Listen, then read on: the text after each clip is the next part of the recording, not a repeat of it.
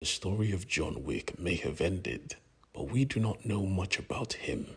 Today, we are going to find out because this is the origin, the true origin of the Baba Yaga, of the John Wick.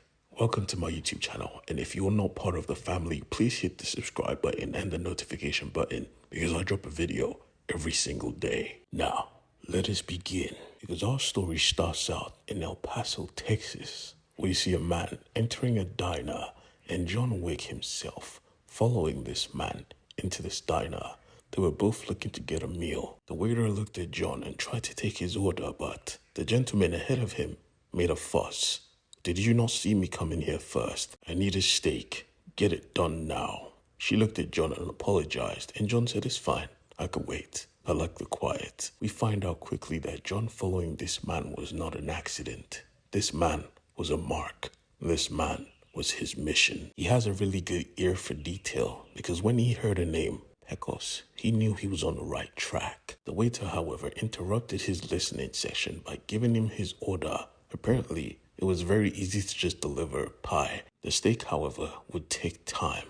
But the oaf did not want to listen. "You deliver his food before mine? What kind of business is this? Hey, pie boy, I'm talking to you, pie boy." She looked at John and begged him, "Please, no trouble. You like the quiet, right?" And John said, "I do, up to a point." He had to sit there and listen to all the disrespect. Every single word. When the steak was ready, he just left. He was a piece of shit, and he would come to regret it. 30 minutes later, we see John making his way around city, and he used the information he had gotten from listening to that oaf at the diner to find the exact building where their operation was about to take place. Securing the building next to it, he saw an abandoned cat and made sure to put some food out. He was always a friend to animals, and they loved him back.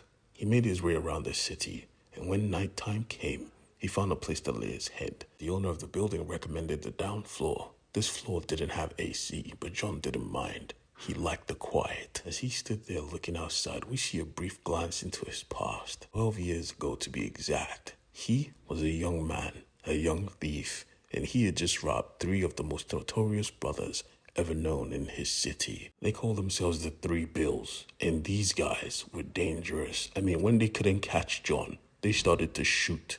They shot at a child. I mean, he was a thief, but still, he was fast, he was quick. John was basically Spider-Man. They knew they couldn't catch him, but from the corner of their eye, someone said, "I got it," and shot in a rocket launcher, destroying a whole village full of people. Now, what did the brothers do?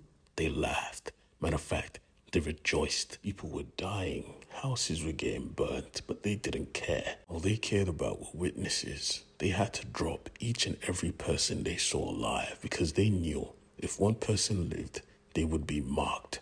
Boy, were they right, because John lived, and each of those 3 brothers will come to regret that choice. As he woke up in the middle of the night, he heard a fuss. Something was going on in the building next to him. He looked at it and saw a man petting a cat. This man we know. This was Sharon. As their eyes met, you could tell they had a connection. They knew each other. But suddenly, he heard a crash. Sharon was in trouble. A bunch of men came into his room with guns pointed at his head. He did nothing but look at John. And John knew at that moment what he had to do. He was no longer helpless. Now, he could fight. Of course, like the diner, he liked the quiet, but sometimes it has to get loud. As he watched as one of the guys hit the cat, he went ballistic. He grabbed a pillow, and from his building, he ran. He ran like a monkey, using the beams as a platform. He crashed with his chest straight through the other building. Nobody expected this, but he was John Wick. They didn't know it yet, but he was a demon. As he stepped into the room, the first thing he needed was a weapon, and he took one from one of the assailants. With perfect aim, he went for the kneecaps. This was prime John Wick. He had known no love. It was just him, his mind, and his skills, without a reputation. They thought he was a kid, but nah, he corrected them quickly. Anyone that begged for their life was set free, but he made sure to pin them down, get out of the way. He went for his target. making sure to put a bullet in his chest. The coward saw this and said, Jesus Christ. He tried to run, but John brought him down with one toss of his gun. His deed was done, and his mark was struggling to pick up a gun. He kicked him in his face, and he started to beg. I remember you. It was you, at the bar. Pie boy, I'm sorry, please don't kill me. John laughed. You're not my target. He is, little Pecos. Remember me? He said, who are you? 12 years ago, Mexico. Look at me. You know who I am. And he did, and he remembered. John? Johnny? Oh my God, it's been 12 years. Look at you, you little bastard. You look good. All grown up after all these years. I thought you died in the fire, but I guess I was wrong. Thank you. Thank you for giving me the opportunity to fix my mistakes. He put out a gun. He thought it was quick enough to kill John, but this is John Wick. He put him down quickly, with his man having to watch. Jesus Christ. John simply bent over and picked up his gun, as Sharon gave him his thanks. Hello, Mr. Wick. Hello, Sharon. It's been a long time. I did not know you were in the business. John corrected him. I'm not. This was personal. Sharon was confused, but then he saw the cat and smiled. All right, I approve, but please excuse me. He walked over to the gentleman that tried to rob him, picked up a gun, and honestly, they knew what came next, which is why he struggled to pick up a gun first, but Sharon was quick. He put a bullet in 3 of their skulls. When he was done, he called over for a dinner reservation. That was code for come pick up these bodies. When he was done, he looked at John. I couldn't help but overhear. You were trying to get the 3 bills, but I'm afraid I have to point out they are part of the Continental.